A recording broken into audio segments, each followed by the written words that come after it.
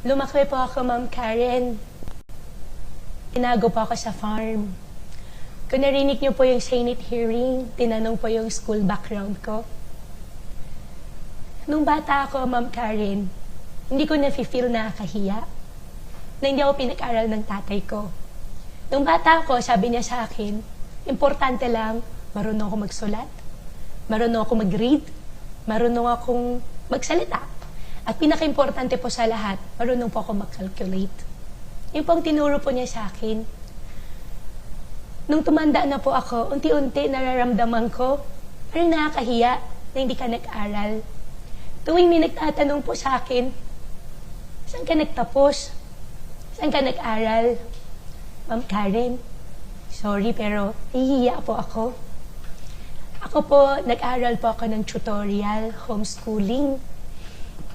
14 years old pa lang po ako. Kasama ko na po yung tatay ko sa farm, sa piggery po namin. Natuto po ako magpaligo ng baboy. Natuto po ako magpaanak ng baboy. Natuto po ako mag-inject ng baboy, maggamot. Alam po ng mga supplier ng farming po namin. Alam po ng mga supplier po ng gamot, supplier po ng genetics, kung sino ako. Doon sa nabalitaan ko po, nakita ko po sa news, na i-deport po ako, Ma'am Karen. Hindi ko po alam saan po ako dadalhin.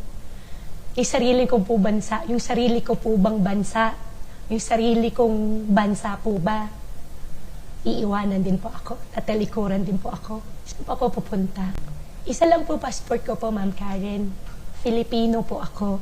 Ako po ay isang Philippine passport holder at ako po ay isang Filipino.